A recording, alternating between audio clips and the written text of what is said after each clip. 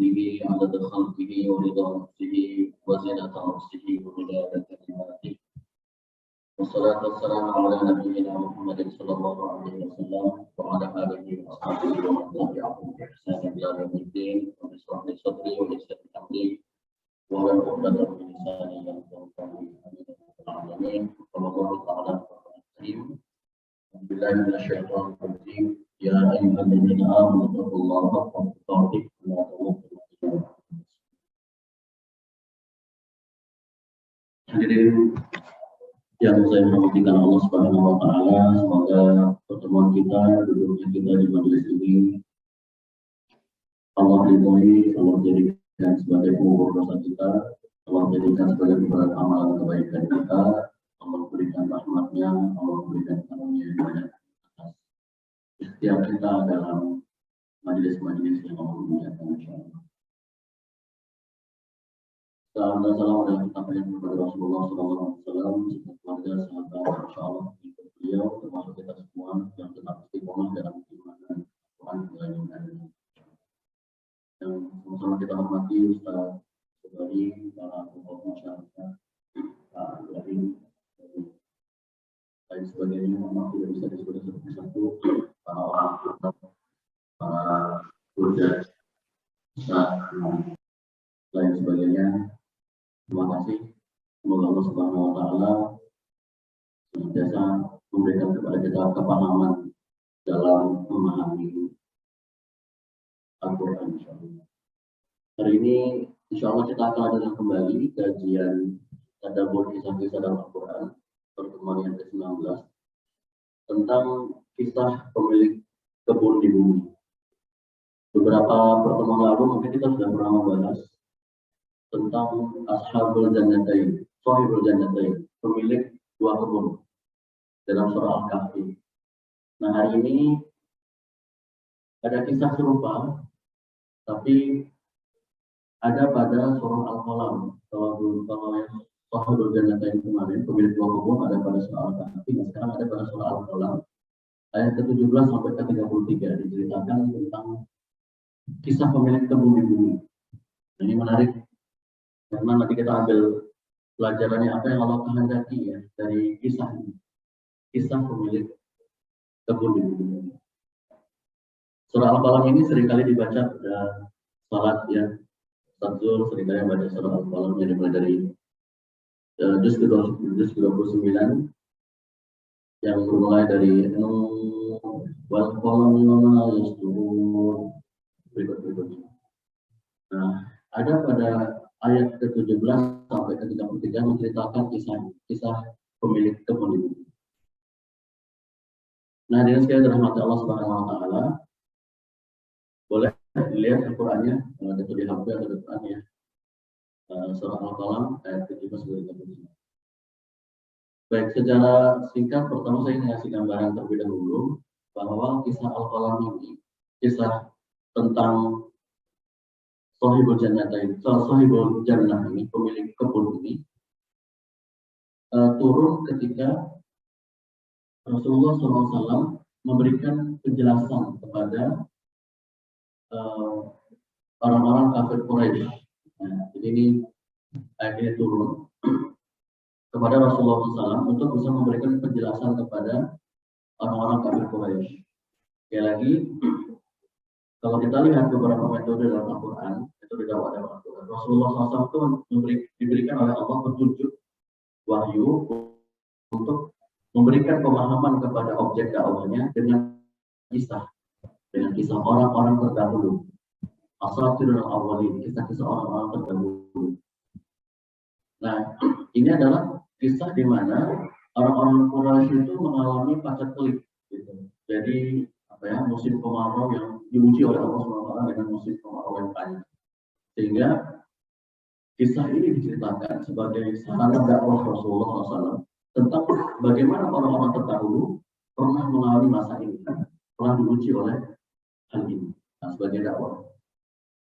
Nah, dengan sekalian, jadi ada seseorang yang memiliki kebun yang subur, yang luas, subur, dan hasil panennya itu banyak gitu, selalu melimpah. Ini sama seperti kisahnya Ashabul Jannatain. Jadi ada dua kebun, satu kebun pemilik kebun tersebut memiliki kebun yang dikaruniai oleh Allah, kebun yang melimpah panennya dan sangat banyak. Tapi kemudian dia lupa ya, bahwa itu adalah titipan dan karunia dari Allah. Ini sama. Jadi ada orang yang diberikan oleh Allah kebun yang penuh dengan buah, subur, luas. Pernah diangkat sebenarnya di Trans 7 ya, Bapak kalau lihat di YouTube tentang kisah kebun ini di daerah Yaman kalau tidak salah ada peninggalannya tuh di antara bukit, itu tanahnya hitam, ya, tanah terbakar. Orang katanya ini adalah tanah miliknya pemilik kebun yang diceritakan dalam surah Al-Qalam ini. Nah, pemilik kebun ini selalu menunaikan kewajiban-kewajibannya atau memberikan haknya kepada Allah. Ya. Kalau dia panen gitu, dia berikan peluang bagi orang fakir miskin, silakan ambil hasil kebunnya. Ini orangnya dermawan. Sebelum dia ambil jatahnya dia sebagai pemilik kebun, tapi dia memberikan orang-orang fakir miskin silakan ambil dulu, gitu, untuk mengambil hasil kebunnya. Ya. Namun kisah ini akhirnya menarik karena setelah pemilik kebun yang soleh ini, yang dermawan ini, itu meninggal. Setelah dia meninggal, dia mewarisi harta kekayaannya kepada anak-anaknya. Kebalikan dari ayahnya, anaknya ini pelit. Gitu. Jadi kalau ayahnya tadi setiap panen selalu membagikan hasilnya, ya, memberikan haknya orang-orang fakir miskin atas harta yang didapatkannya. Namun anak-anak ini pelit gitu. Ya, memang seringkali anak-anak ini protes kepada ayahnya ketika waktu itu ayahnya memberikan, ayo silakan orang fakir miskin. Karena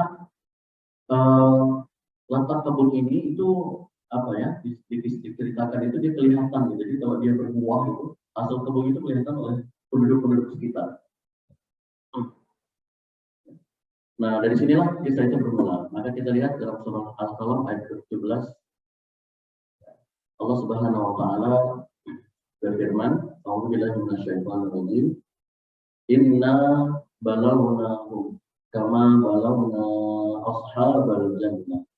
Id aqsamu la yasrimunha muslimin."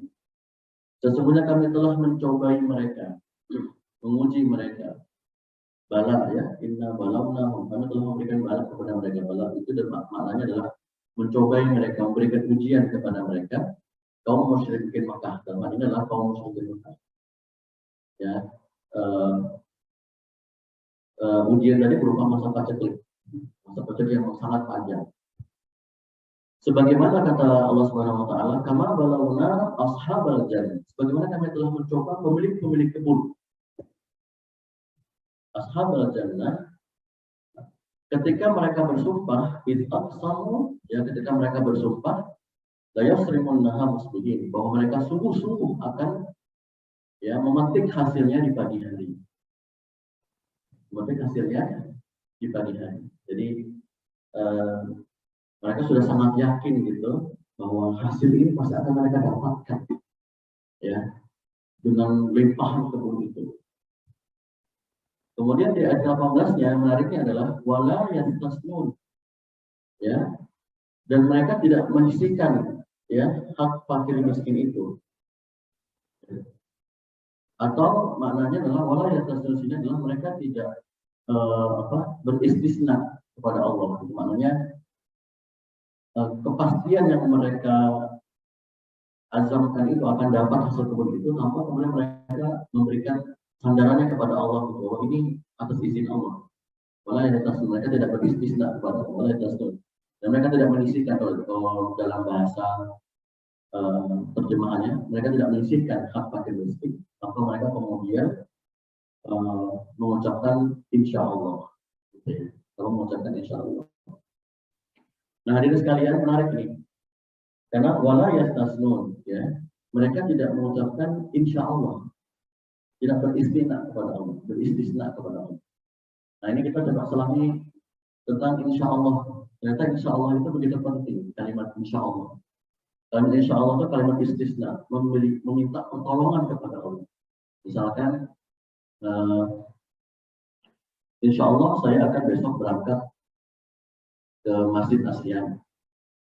Kalimat insya Allah itu adalah menyandarkan bahwa tidak mampu kita datang ke Masjid ASEAN melainkan atas izin Allah. Tapi insya Allah itu nggak boleh digunakan untuk maksiat. Insya Allah besok saya akan mencuri, kita nggak boleh. Ya, atas izin Allah tidak boleh. Jadi insya Allah itu digunakan untuk hal-hal yang baik, hal-hal yang akan datang, yang akan kita lakukan, dan semua itu tidak akan terjadi melainkan atas izin Allah. Insya Allah. Nah, hadirin sekalian, di dalam Al-Quran ada pelajaran-pelajaran yang Allah berikan kepada kita tentang orang-orang, ya. Bahkan ini ada para nabi yang mereka yang ini diuji oleh Nabi kita Muhammad SAW, ya. Nabi kita Muhammad SAW itu pernah suatu ketika ditegur oleh Allah Subhanahu Wa Taala, yang kemudian turunlah surah Al-Kahfi ayat 23-24. Apa penyebabnya? Penyebabnya adalah ketika Rasulullah SAW ditanya oleh orang Yahudi, diuji oleh orang Yahudi tentang 3 pertanyaan. Pertama, ya, tentang pemuda-pemuda yang pada zaman dahulu bepergian. Dan apa yang terjadi pada mereka? Itu pertanyaan pertama oleh orang Yahudi pada Rasulullah SAW. Pertanyaan kedua oleh orang Yahudi pada Rasulullah SAW adalah tanyakan tentang pengembara yang sampai ke Masyriq dan Maghrib. Nah, ini kemarin kita sudah bahas 2 pekan lalu tentang Zulkarnain. Tentang pemuda tadi itu sebenarnya Ashabul Kahfi dalam surah Al-Kahfi, ya. Kemudian yang ketiga, tanyakan kepada Rasulullah, gitu ya, tentang apa itu roh. Nah, Rasulullah SAW ketika itu menjawab, baik, kata Rasulullah, besok aku akan menjawabnya. Tanpa menggunakan kalimat insya Allah. Apa yang terjadi, hadirin sekalian? Ternyata jawaban dari Allah Subhanahu Wa Taala kepada Rasulnya itu tidak turun-turun tentang 3 hal ini. Jadi Rasul sudah gelisah kalau 3 hari lebih, ya, bahkan 3 hari itu kan batasnya, gitu ya. Sampai beberapa hari, belasan hari itu Rasulullah belum dapat jawaban. Nah, turunlah surah Al-Kahfi ini menegur Rasulullah. Apa kalimat surah Al-Kahfi ini? Ya, Allah berfirman, "Wala taqulanna li syai'in inni fa'ilun dzalika ghadan." Dan janganlah sekali-kali, kata Allah, engkau mengucapkan sesungguhnya aku akan melakukan hal itu besok. Tapi kata Allah, illa ayyasha Allah. Kecuali ucapkan insya Allah. Nah, ini sekali lagi hadirin sekalian, kalimat insya Allah itu dahsyat. Bukan insya Allahnya yang seringkali dimain-mainkan. Karena kalau kalimat insya Allah keluar tuh meragukan, ya. Karena kita mungkin dengan insya Allah itu berada perasaan kalimat. Padahal kalimat insya Allah itu kalimat doa, ya, yang kalau kita memaknai maknanya adalah bahwa ketika kita melakukan sesuatu tidak akan pernah mungkin terjadi melainkan itu adalah izin Allah. Maka kalimat insya Allah ini penting. Sampai Rasulullah SAW ditegur oleh Allah ketika Rasulullah lupa mengucapkan kalimat insya Allah. Ya. Wazkur rabbaka idza nasitu wa qul asa an yahdiyani rabbi li aqraba min hadzal rasyad. Nah, surah Al-Kahfi ayat 23-24, ya. Dan ingat Tuhanmu ketika engkau lupa, dan ucapkanlah semoga Tuhanku memberikan petunjuk padaku jalan yang terdekat menuju hidayah. Nah, ini pertama kasusnya kepada Rasulullah SAW. Ketika Rasulullah lupa mengucapkan kalimat insya Allah. Ya. Kemudian ada kasus lagi, ya, yang terjadi pada Nabi Sulaiman. Ya, kisah Nabi Sulaiman alaihissalam, dan ini diriwayatkan di dalam hadis Bukhari Muslim tentang bagaimana Nabi Sulaiman itu lupa mengucapkan kalimat insya Allah. Nah, hadis ini saya langsung bacakan artinya, ya. Sulaiman bin Daud alaihissalam berkata, sungguh aku akan berkeliling menggilir 100 istriku dalam satu malam. Nah, jadi Nabi Sulaiman adalah satu-satunya manusia, ya, yang diberikan kekuatan oleh Allah untuk menggilir istrinya, ya, dalam satu malam. Berapa istri? 100 orang istri. Jadi bilang, aku akan berkeliling menggilir 100 istriku, ya, 100 istriku malam ini, ya. Sehingga dia wanita, kata Nabi Sulaiman, akan melahirkan anak yang akan berjihad di jalan Allah. Kemudian satu malaikat mengucapkan kepada beliau, ucapkanlah insya Allah, kata malaikat. Tapi Nabi Sulaiman tidak mengucapkan dan lupa. Kemudian beliau berkeliling pada istri-istrinya. Hasil selanjutnya adalah tidak ada yang melahirkan anak kecuali hanya satu orang wanita. Dan satu orang anak itu pun lahir dalam keadaan setengah manusia. Nabi Muhammad SAW bersabda, kalau Nabi Sulaiman mengucapkan insya Allah, saya beliau tidak melanggar sumpahnya dan lebih diharapkan hajatnya terpenuhi. Ini hadis sahih, hadis riwayat Bukhari, Muslim. Nah, ketika Nabi Sulaiman alaihissalam lupa mengucapkan kalimat insya Allah, itu penting lah. Jadi pelajarannya penting mengucapkan kalimat insya Allah. Nah, ini dua nabi, dua nabi yang mulia, Nabi Muhammad SAW dan Nabi Sulaiman alaihissalam, ini sebagai pelajaran bagi kita. Ya. Tentunya apa yang terjadi pada mereka adalah petunjuk bagi kita. Kalau nggak terjadi seperti itu, kita nggak tahu apa hikmah, apa khasiat dari kalimat insya Allah. Nah, ada yang terjadi juga dalam kejadian pada Nabi Ismail alaihissalam. Ini dalam surah As-Saffat ayat 102. Ya, masih tentang insya Allah ya, kaitannya dengan ayat pertama, ayat ke-17 tadi, ketika pemilik kebun itu tidak mengucapkan insya Allah. Nah, ini dalam kejadian dalam Nabi Ismail alaihissalam dalam surah As-Saffat ayat 102, Allah mengatakan, ya abati al-ma tu'mar satajiduni insya Allah minas sabirin. Nah, ini Nabi Ismail ini mengucapkan insya Allah, wahai aku, lakukanlah apa yang diperintahkan kepadamu, niscaya engkau dapati aku termasuk orang-orang yang sabar. Misalnya engkau akan dapati aku insya Allah, kata Nabi Ismail, termasuk orang-orang yang sabar. Apa efeknya, Pak? Alhamdulillah Allah karunia kepada Nabi Ismail kesabaran. Sehingga dia mampu menerima perintah Allah ketika harus disebut. Nabi Ismail sabar. Ketika Nabi Ismail mengucapkan insya Allah. Baik, berikutnya terjadi pada Nabi Musa alaihissalam. Ini dalam surah Al-Kahfi ke-69. Ketika Nabi Musa bersama Nabi Khidir, bersama Khidir. Nah, Khidir ini nanti kita bahas ya berikutnya siapa beliau. Dalam surah Al-Kahfi ayat 69, ya, Allah mengatakan, "Qala satajiduni insyaallah sabiran wala a'si laka amra." Nabi Musa berkata, engkau akan mendapati aku insyaallah sebagai orang yang sabar dan tidak akan bermaksiat terhadap perintah. Namun apa yang terjadi? Ya, Nabi Musa alaihissalam tidak bisa bersabar. Ya, hingga 3 kali kan beberapa kejadian itu. Ya. Kemudian Nabi Khidir mengatakan, "Dzalika ta'bilu ma lam tasti' alaihi sabra." Dan demikianlah penjelasan hal yang kau tidak mampu bersikap sabar. Nah, memang ketika sudah kita mengatakan istisna kepada Allah, insya Allah gitu ya, atas izin Allah aku bisa bersabar. Namun ternyata kita tidak mampu untuk bersabar, itu sudah takdirnya Allah. Jadi sudah takdirnya Allah. Jadi apapun kehendak Allah pasti akan terjadi. Walaupun ya kehendak tersebut di luar perencanaan kita. Nah, ini pelajaran ini ya memberikan pelajaran kepada kita pentingnya kita mengucapkan kalimat insya Allah atas izin Allah. Baik ketika kita mengatakan hal itu terjadi betulan, misalnya kita mengucapkan sesuatu lalu kemudian kita mengatakan insya Allah lalu kemudian terjadi, maupun sesuatu itu tidak terjadi, sesungguhnya itu atas izin Allah. Ya. Baik, nah itu ayat ke-17 sampai ke 19, 17 sampai 18 ya, tentang bagaimana pemilik kebun lupa tidak mengucapkan insya Allah. Mereka anggap bahwa besok pasti akan dapat hasil. Baik, kita lanjutkan surah Al-Qalam ayat 19 sampai 20 berikutnya. Watafa 'alaiha ta'ifam min rabbika wa hum naim. Lalu kebun itu diliputi malapetaka. Watafa 'alaiha ta'if. Diikuti bencana malapetaka dari Tuhanmu ketika mereka sedang tidur. Jadi yang tadinya mereka bilang besok nih kita akan panen, ternyata malam harinya kebunnya Allah berikan malapetaka. Nah, beberapa penafsiran para ulama ada yang mengatakan hama diserang oleh hama sehingga habis semua.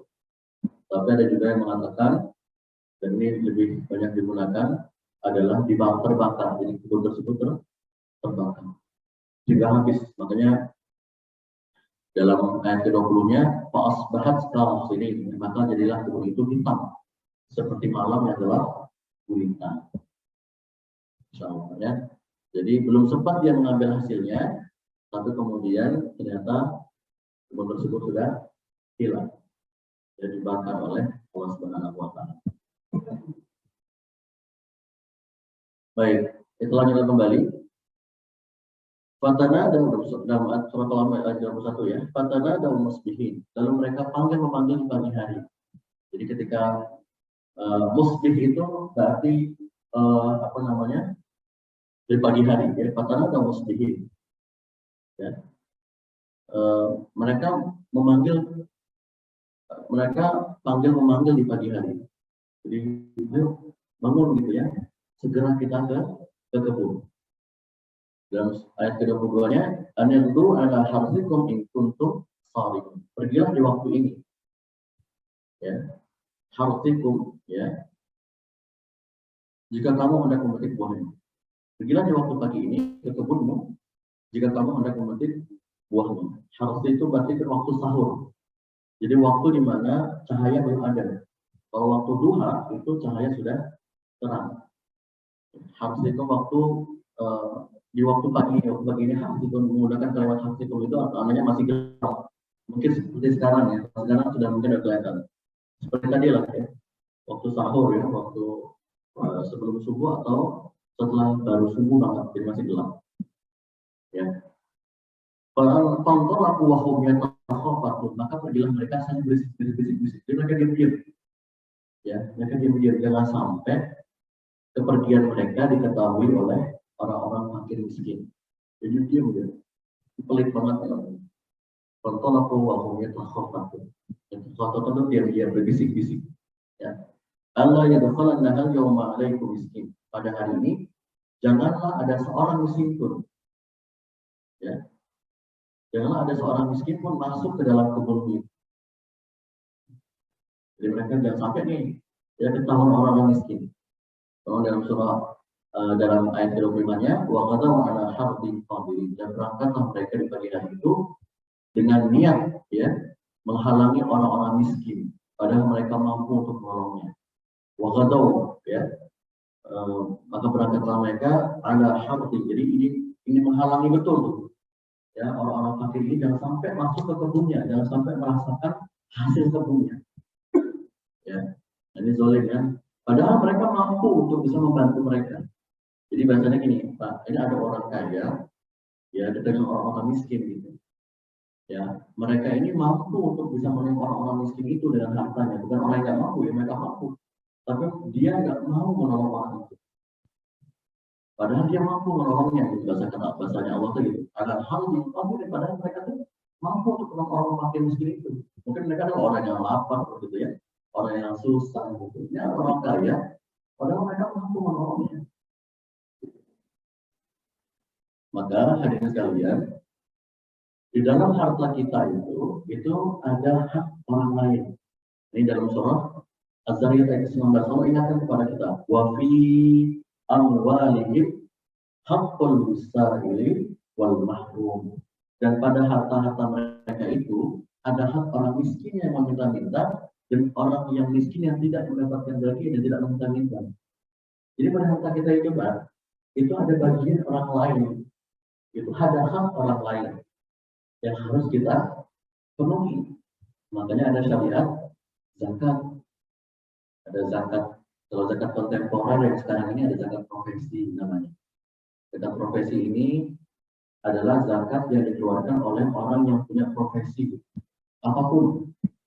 Ya, ini dikiaskan oleh para ulama ya dengan zakat perkebunan pertanian. Kenapa muncul zakat profesi? Kenapa? Karena para ulama mikir kalau para petani ketika dia panen harus mengeluarkan zakatnya 5-10% ya. Kalau pedagang ketika dia hasil dagangannya harus dizakatkan.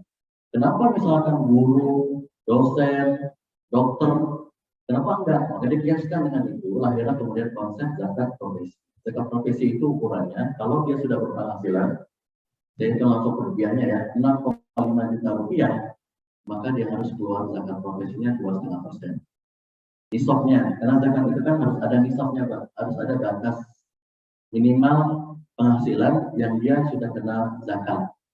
Ya, senilai 85 gram emas. Nah, kalau dihitung-hitung, berapa sih kalau penghasilan kita yang harus kena zakat profesi? Nah, kalau penghasilan kita sudah ya 6,5 juta per bulan, ya maka dia harus dikeluarkan 2,5%. Dari kotor atau bersih? Dari kotor dulu, Pak. Ini seperti tukang kebun ini. Ayahnya itu sebelum dia menghasilkan panen, ayo ambil dulu hasil panennya, masyarakat miskin bisa ngambil gitu ya. Jadi setelah pengajian keluarkan dulu 2,5%. Itu hak orang lain. Wa fi amwalihim haqqul lisa'ili wal mahrum. Kalau dia pengusaha misalkan setiap dia berpenghasilan, ya silakan dia keluarkan hasil dagangan atau hasil usahanya, hasil zakat dengan 2,5% keluarkan. Baik hadirin sekalian, itu ya. Jadi orang-orang pemilik kebun ini, anak-anaknya ini nggak mau tuh ngasih orang miskin, padahal itu adalah orang miskin di sana. Kemudian saya lanjutkan kembali ya, hadirin sekalian, tentang hak orang miskin. Allah Subhanahu wa taala berfirman Al-Baqarah ayat ke-267. Ya ayyuhalladzina amanu anfiqu min thayyibati ma kasabtum wa mimma akhrajna lakum minal ardh wa la tayammamul khabitha minhu tunfiquna wa lastum bi'akhidhihi illa an tu'minu fihi wa'lamu annallaha ghaniyyun hamid. Hai orang-orang yang beriman, nafkahkanlah jalan Allah sebagian dari hasil usahamu yang baik-baik gitu. Dan sebagian dari apa yang kami keluarkan dari bumi untuk kamu. Bagian aja kok, nggak semuanya Allah minta ya.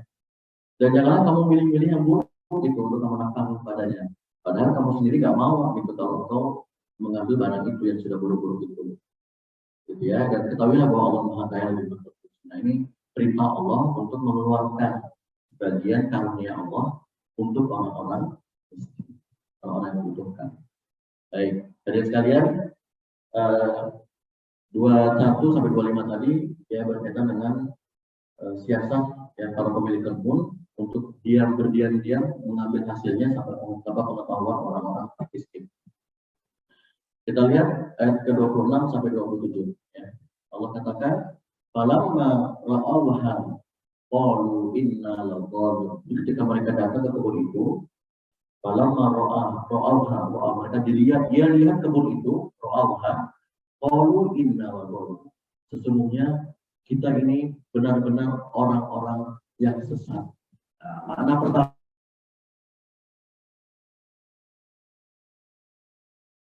ini kebun kita itu kok ya nggak ada bekas yang sama sekali, nggak ada bekas kebun sama sekali. Jangan-jangan kita salah, sesat jalannya nih dengan kebun kita. Mana pertama. Mana kedua, yang ini lebih kuat adalah dolun itu adalah mereka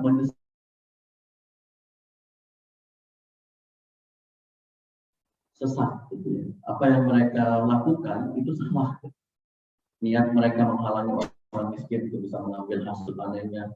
Niat mereka nggak mau sedekah kepada orang fakir miskin terkait dengan hasil panennya itu adalah perbuatan yang salah. Innallah. Kemudian balnah mahrum, bahkan kita ini dihalangi dari memperoleh hasilnya. Jadi nggak ada yang disisai sama sekali. Ya, semua lahan kebun yang tadinya subur itu habis. Tidak ada yang bisa mereka nikmati. Balnah mahrum, bahkan kita ini dihalangi untuk bisa memperoleh hasil. Lanjut ayat ke-28-nya. Qala awsatuhum alam aqul lakum laula tusabbihu. Nah, di antara pemilik kebun tadi, anak-anak ini ada anak yang bijak, yang saleh, ya, yang paling baik pikirannya, ya. Dia mengatakan, alam aqul lakum laula tusabbihu. Bukankah aku telah mengatakan kepadamu, hendaklah kamu bertasbih kepada Tuhanmu, ya. Mensucikan Tuhan, bertasbih. Nah, tasbih ini sekalian maknanya adalah mensucikan Allah dari perbuatan-perbuatan yang buruk. Jadi apapun yang terjadi, katakanlah kebunnya itu hilang, tapi itu adalah perbuatan yang terbaik dari Allah untuk kita. Makanya kalau kita menemukan satu hal yang nggak baik gitu ya, yang nggak mengenakan, maka ucapkan subhanallah. Subhanallah itu maknanya mengembalikan semuanya kepada Allah, bahwa Allah tidak akan pernah berbuat buruk kepada kita. Takdir kita itu tidak akan pernah buruk, semuanya baik. Misalkan kehilangan dompet, subhanallah. Kemudian subhanallah. Kalau kita melihat satu yang istimewa, yang indah-indah, ucapkan masya Allah. Semuanya terjadi ya atas kehendak Allah. Jadi semuanya kembalikan kepada Allah. Kalau yang buruk-buruk terjadi, subhanallah itu maknanya, oh tidak ada yang buruk. Allah itu bersih dari segala kezaliman. Allah itu bersih dari segala perbuatan buruk. Makanya ucapkan subhanallah. Jadi ini pelajarannya, kalau kita ketemu musibah seperti yang terjadi pada pemilik kebun ini, maka ucapkanlah subhanallah. Kembalikan sama Allah. Ya Allah, semuanya terbaik. Engkau suci, bersih dari kezaliman, perbuatan zalim kepada hamba. Maka subhanallah. Kemudian mereka mengatakan dalam ayat 39-nya, qalu subhana rabbina inna kunna zalimin. Mereka mengucapkan maha suci Tuhan kami, subhana rabbina inna kunna zalimin. Sebenarnya kami adalah orang-orang yang zalim. Nah, mereka baru sadar. Jadi memang penyesalan itu di akhir. Mereka baru sadar, kami ini zalim. Kami ini zalim kepada orang-orang miskin tadi. Yang padahal dia bisa bantu, dia bisa memberikan ketika mereka lapar, mereka bisa memberikan hasil panennya. Mereka harus memberikan haknya. Ketika mereka tidak memberikan haknya, itu perbuatan zalim. Qalu subhana rabbina inna kunna zalimin. Jadi mereka selalu langsung kemudian. Maka hadirin sekalian dirahmati Allah, ini juga pelajaran yang kalau kita berdoa kepada Allah Subhanahu wa taala, maka sucikan Allah dulu. Sucikan Allah dulu, bertasbih kepada Allah. Baru kemudian beristighfar, mengakui kesalahan-kesalahan. Setelah itu baru minta. Nah, itu baru minta. Kita lihat ayat ke-30-nya, mereka minta kepada Allah. Jadi mereka sadari dulu tentang kesalahan mereka dengan bertasbih kepada Allah, beristighfar kepada Allah, baru mereka minta. Tapi sebelum ke situ, saya ingin angkat terkait dengan perbuatan zalim tadi. Jadi kata Rasulullah SAW, setiap dosa itu, kata Rasulullah, hadis riwayat Al-Hakim, setiap dosa itu akan diakhirkan, ya ditunda balasannya oleh Allah Subhanahu wa taala hingga nanti hari kiamat gitu. Kecuali ada 3 hal yang dosa itu dipercepat oleh Allah di dunia. Pertama, al-baghi, yaitu zalim. Jadi perbuatan zalim itu Allah akan percepat azabnya di dunia, nanti juga di akhirat. Kedua, durhaka kepada orang tua, Allah percepat azabnya. Makanya ada kisah yang diriwayatkan oleh seorang sahabat, ada seorang yang mau meninggal itu susah, tidak meninggal sampai sakit. Rasulullah bingung ini kenapa, gitu kan? Akhirnya coba ke ibunya, rupanya datang ke ibunya, menceritakan apa yang dialami oleh anaknya ini. Nah, dia punya masalah dengan ibunya. Lalu kemudian ibunya memaafkan, merelakan. Baru kemudian dia meninggal. Yang kedua, durhaka kepada orang tua itu Allah akan cepat. Nah, yang ketiga adalah memutuskan silaturahim. Memutuskan silaturahim. Jadi 3 hal yang Allah akan menyegerakan di dunia sebelum kematian menjemput azabnya. Itu pertama, perbuatan zalim, durhaka kepada orang tua, memutuskan silaturahim. Kemudian dalam surah Al-Syu'ara ini juga ini berkaitan dengan kezaliman ya. Saya ingin angkat ini karena kaitannya dengan perbuatan zalim yang oleh pemilik kebun tadi. Jadi pelajaran bagi kita. Kata Allah dalam surah Al-Syu'ara ayat 42, Allah mengatakan innamas sabilu 'alal ladzina yadhlimuna an-nas wa yabghuna fil ardi bighairil haqq ulaika lahum 'adzabun alim. Sesungguhnya kata Allah, dosa itu atas orang-orang yang berbuat zalim kepada manusia dan melampaui batas di muka bumi ini tanpa hak. Mereka itu mendapat azab yang pedih. Nah, ini Masya Allah ya. Jadi jangan sampai kita berbuat zalim, Insya Allah. Hindari perbuatan membuat zalim. Baik, lalu hadirin sekalian dirahmati Allah, kita lanjutkan ayat ke-30-32. Mereka mengatakan, fa'aqbala ba'duhum 'ala ba'din yatalawamun. Lalu sebagian mereka menghadapi sebagian lain selain celah-celah. Jadi ketika sudah terjadi seperti itu, baru mereka nyalahin. Ini salah ente, ya ini salah ente, saling menyalahkan. Itulah tabiat manusia ya. sudah dibuat kesepakatan ya, sudah dirancang bareng. Ketika sudah terjadi kerugian, mereka baru saling menyalahkan, nggak mau mengambil posisi menerima, ya, saling menyalahkan. Kemudian qalu ya wailana inna kunna taghin. Mereka berkata, aduhai celakalah kita. Sesungguhnya kita adalah orang-orang yang melampaui batas, ya, melampaui batas. Kemudian ayat ketiga keduanya asa rabbuna ayyubu lana khairan min hadinna ila rabbina rabbina. Mudah-mudahan Tuhan kita memberikan ganti kepada kita dengan kebun yang lebih baik daripada itu. Sesungguhnya kita mengharapkan ampunan dari Tuhan kita. Jadi setelah bertasbih, husnuzon kepada Allah, mereka kemudian beristighfar, mengakui kesalahannya, baru mereka berharap kepada Allah. Agar Allah ganti ya kebun yang hilang itu dengan pergantian yang lebih baik. Ya, kemudian terakhir ya ayat ke-33, kadzalikal azab kata Allah, wala azabul akhirati akbar law kanu ya'lamun. Seperti itulah azab di dunia. Dan sesungguhnya kata Allah, azab di akhirat lebih besar jika mereka mengetahui. Jadi Allah tuh yang ngasih tahu gitu ya, kerugian ya di dunia ini akibat kemaksiatan yang kita lakukan, kesalahan yang kita lakukan itu belum seberapa. Wala azabul akhirati akbar. Ya, bahwa di akhirat nanti itu lebih besar lagi azabnya. Nah, inilah hadirin sekalian prinsip hidup orang beriman gitu. Prinsip orang beriman, prinsip hidup seorang muslim, orang yang beriman itu adalah mereka akan berpikir dampak. Setiap dia melakukan sesuatu, kira-kira dampak dunianya, dampak akhiratnya apa? Misalkan dia melihat sesuatu, dia melihat ini dampaknya bagi dirinya di akhirat itu, dia pasti akan mengukur dampak akhiratnya. Di dunia mungkin dia menganggap apa yang dilihatnya itu nggak diketahui oleh siapapun, tapi dia lupa bahwa setiap yang terjadi yang dilakukannya itu tercatat jelas oleh Allah Subhanahu wa Ta'ala.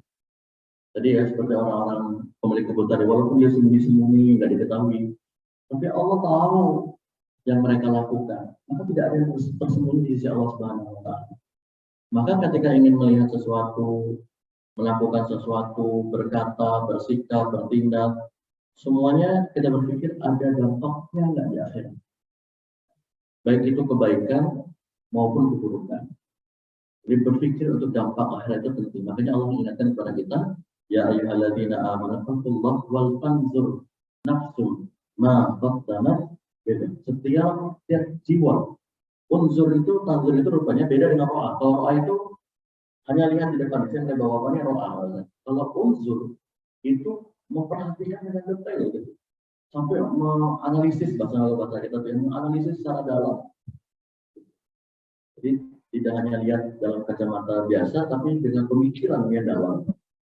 Maka apa yang dilakukan bekalnya untuk hari esok. Untuk hari esok itu kata para ulama, di dunia akhirat. Hari esoknya di dunia, masa depan dunia, tetapi masa depan akhirat. Jadi kalau hari ini kita melakukan apa, berpikir, ya Allah ini dampak bagi akhirat saya seperti apa. Karena setiap itu akan diperhitungkan. Bukankah dalam ayat yang lain surah Al-Quran ini, Allah menggambarkan tentang bagaimana orang ketika dikasih kitab sebelah kanannya, sebelah kirinya, gitu ya, semuanya jelas, tidak ada yang luput. Gitu. Semuanya tidak tercatat jelas. Ya mungkin kita lupa, gitu ya, mungkin kita menganggap itu hal yang biasa, tapi tercatat jelas catatan amal kita. Yang itu membuat kita tegang nanti yang akhirnya. Oleh karenanya Aisyah pernah diceritakan Rasulullah, nanti di padang mahsyar itu semuanya orang telanjang, tidak beralas kaki. Kata Aisyah, apakah saat itu kita tidak bernafsu untuk melihat laki-laki perempuan? Kata Rasulullah di saat itu, ya, semuanya sudah fokus memikirkan pertanggungjawaban amalnya di sisi Allah Subhanahu. Jadi tidak ada lagi nafsu, apakah hilang? Tidak, nafsu tetap ada, keinginan kepada manusia laki-laki dan perempuan. Kan telanjang. Aisyah berpikirnya normal seperti kita. Tapi kata Rasulullah saat itu manusia sudah sibuk dengan berpikir tentang jawaban di yaumil akhir di sisi Allah Subhanahu wa Ta'ala. Ketika masa penantian itu, Masya Allah, ya. Jadi hadirin sekalian dirahmati Allah Subhanahu wa Ta'ala, banyak sekali pelajaran bisa kita dapatkan ya dari kisah ini, terutama berkaitan sifat bakhil, ya, sifat bakhil, sifat pelit yang akhirnya sifat pelit ini tentu menzolimi orang-orang. Ini Allah ingatkan dalam surah Ali Imran ayat 80 yang tentang sifat bakhil. Wala yahsabanna alladziina yabkhuluna bima ataakumullahu min fadlih. Sekali janganlah orang-orang yang bakhil itu dengan harta yang Allah berikan kepada mereka itu dari karunia menyangka huwa khairul lahum, ya, bahwa kebakhilan itu baik bagi mereka. Bal huwa syarrul lahum. Sesungguhnya kebakhilan itu, sebenarnya kebakhilan itu adalah buruk bagi mereka. Ya. Kata Allah, saytawwaquna ma bakhilu bihi yaumal qiyamah. Orang-orang yang bakhil itu di yaumil qiyamah akan dikalungkan di lehernya. Kelak di hari harta mereka yang mereka bakhilkan itu akan dikalungkan di lehernya di hari kiamat. Masya Allah. Walillahi mirathus samawati wal ardh wallahu bima ta'maluna khabir. Dan kepunyaan Allah segala warisan yang ada di langit dan bumi, dan Allah mengetahui apa yang kamu. Jadi orang-orang yang bakhil nanti, ya, dan menganggap hartanya ini akan milik dia, selamanya milik dia, membahagiakan dia, nanti di hari kiamat Allah akan gantungkan hartanya di leher. Tanda kehinaan itu. Tanda harta yang dia muliakan tadi itu akan menjadi hinaan di dunia akhirat bagi orang-orang yang Masya Allah. Ya. Kemudian dalam surah At-Taubah ya, ayat 35 Allah mengatakan yauma yuhma 'alaiha fi nari jahannam wa tuqwa biha jibahuhum wa junubuhum wa dhuhuruhum. Pada hari dipanaskan emas perak itu dalam neraka jahanam, lalu dibakar dengannya dahi mereka, lambung mereka dan punggung mereka. Kemudian Allah katakan, "Hadza ma kanastum li anfusikum fadzuqu ma kuntum taknizun." Inilah harta bendamu yang kamu simpan untuk dirimu sendiri, maka rasakanlah sekarang akibat dari apa yang kamu simpan. Jadi orang yang bakhil, pelit, nggak mau ngeluarin zakat, nggak mau berinfak, nggak mau sedekah, ya, padahal itu adalah hak orang lain, maka Allah akan jadikan harta mereka itu sebagai bahan bakar yang akan membakar lambung mereka, punggung mereka, dan mereka yang akhirnya. Jadi hadirin sekalian dirahmati Allah Subhanahu Wa Taala, mudah-mudahan kita terhindar dari sifat bakhil ini. Ya, poin besarnya dari kisah ini sifat bakhil, agar kemudian kita bisa menunaikan kewajiban kita, menunaikan hak-hak orang lain dari harta yang kita miliki. Maka memang jebakan syaitan itu adalah kalau kita sudah mendapatkan harta, dijebak oleh syaitan. As-syaitan kata Allah, ya'idukumul faqra. Syaitan itu menakut-nakuti kita dengan kefakiran. Ya. Jadi mereka tuh kalau kita sudah jadi mereka tuh menghembuskan syaitan itu yang menghembuskan dengan kefakiran agar kita tidak mau, kalau kita mengeluarkan hartanya, takut kita miskin. Padahal hadirin sekalian, kalau kita lihat pelajaran kisah ini, ayahnya orang tua ini, ayahnya para anak-anak ini, ya, orang tua dari anak-anak ini, itu kan kenapa dia kebunnya bisa semakin banyak, semakin berkembang gitu ya, hartanya, karena orang tuanya rajin bersedekah. Tapi kebaliknya, lalu kemudian dia diwariskan oleh anak yang pelit, yang bakhil, kebunnya hancur. Maknanya adalah tidak ada yang miskin dengan sedekah, tidak ada yang miskin dengan zakat, tidak ada yang miskin dengan infak. Semuanya katanya. Saya pernah dapat dari ketua Basnas, Prof. Didin, ya, gurunya kita bersama, Pak Bali juga. Beliau mengatakan selama saya di ketua Basnas, katanya, saya nggak pernah menemukan orang yang berzakat besar itu, orang yang berzakat itu gagal miskin. Bahkan orang yang sering berzakat itu semakin tinggi zakatnya, semakin rutin berzakat, semakin banyak zakatnya. Katanya semakin dia ngasih, semakin berlimpah, semakin seru. Nah, hadirin sekalian rahmati Allah, mudah-mudahan bermanfaat. Setiap kita gajian, kalau di beberapa kantor mungkin ya, setiap gajian yang sudah sampai nisab dipotong 2,5%. Itu jangan marah, gitu. Karena itu cara itu justru bagus. Kita berterima kasih kepada kantor yang demikian. Kenapa? Dia nolong kita. Karena kalau orang kita sudah disimpan, buat dipegang, itu ngeluarnya susah kan. Ya, syaitan ini kan dipaksa. Makanya kan zakat itu kan terus min amwalihim shadaqatan. Ambil. Memang zakat itu dalam sejarahnya itu harus diambil, dipaksa. Terus min amwalihim. Jadi bukan sukarela, tapi paksaan. Terus min amwalihim shadaqatan tutahhiru wa tuzakkihim biha wa shalli alaihim. Jadi dipaksa. Makanya zakat itu bagusnya dikelola oleh negara. Seperti Abu Bakar As-Siddiq, ya. Ketika Rasulullah meninggal, diganti khalifah sebagai Abu Bakar. Itu para sahabat nggak mau mengeluarkan zakat, Pak. Mereka nggak mau mengeluarkan zakat. Kemudian Abu Bakar Siddiq mengeluarkan kebijakan memerangi orang yang nggak mau bayar zakat, namanya perang Riddah. Jadi orang yang mau bayar zakat diperangi oleh Abu Bakar Siddiq. Karena Abu Bakar Siddiq mereka tidak mau bayar zakat, sama dengan mereka murtad. Jadi perang. Dipaksa memang. Ada pengeluaran zakat dipaksa. Nah, di Indonesia kan belum ada pemaksaan demikian, ya. Kita baru voluntary. Walaupun beberapa kantor, beberapa pemerintah daerah kayak di Aceh itu sudah wajib tuh zakat. Tapi memang baru hanya sebatas PNS. Bagi PNS wajib semuanya. Nggak ada yang nggak mau, nggak boleh ada yang nggak mau. Boleh dipotong 2,5% dari hasil. Nah kalau kita berpenghasilan keluarkan 2,5%. Untuk apa? Untuk zakat, untuk ini, untuk apa namanya? Untuk mustahik. Kalau zakat itu kan ada ketentuannya 8 asma. Nggak boleh sembarangan kalau zakat itu. Fakir, miskin, ya ghorimin, fisabilillah, kemudian apa namanya, ghorimin, orang yang berhutang, ya, kemudian mu'alaf, ya, hamil juga dapat dana zakat. Dikeluarkan sesuai dengan peruntukannya. Khusus untuk fakir miskin. Jadi kalau orang Indonesia ini ngeluarin zakat, Pak, ya potensinya itu sampai ratusan triliun, ya potensinya. Tapi dalam realisasinya belum sampai triliunan, baru ratusan juta. Nah, makanya adalah memang masih banyak orang-orang Indonesia yang belum mau bayar zakat. Orang Indonesia itu pahamnya zakat fitrah. Ya kalau mau lebaran, mau Idul Fitri zakat fitrah. Padahal ada zakat mal di sana, ya. Ada zakat perdagangan di sana. Ada zakat pertanian di sana. Ada zakat profesi di sana. Nah, itu kadang-kadang kita nggak tahu tuh. Makanya ikut pengajian itu membuat kita hanya tahu, ya, dari para ustadz dan para ulama-ulama kita tentang.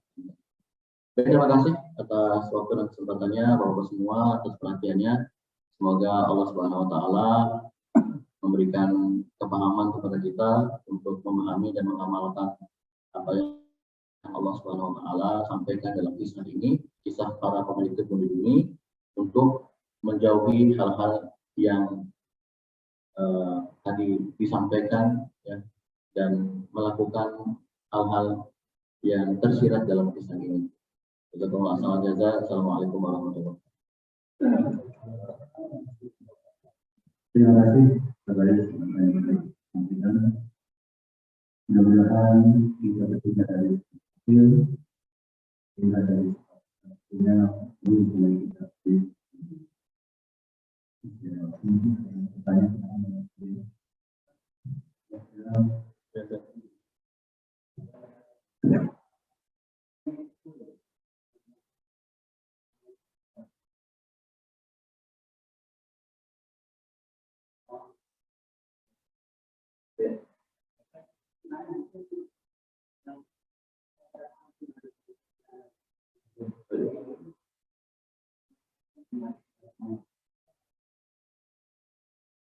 Ya, betul. Terima kasih Pak Haji, ya, mengingatkan kepada kita bahwa semuanya milik Allah.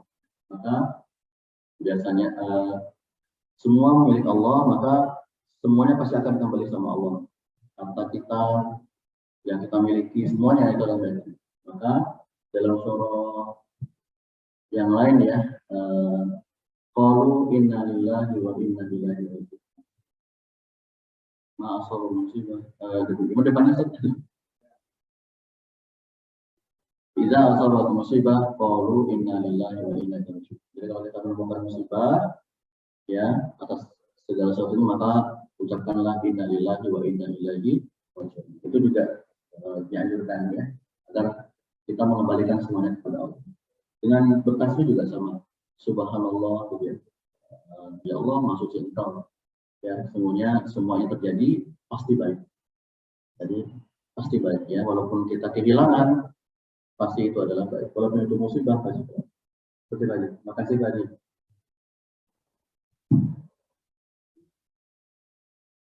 Baiklah, saudara sekalian, karena mungkin ada yang ini, kita cukupkan dulu kajian ini. Mari sama-sama kita mengenang, mudah-mudahan apa yang kita sampaikan akan memberikan kita tentunya harapan kita menjadi lebih baik ke depan. kemudian belum tentu tidak ada apa-apa. Alhamdulillah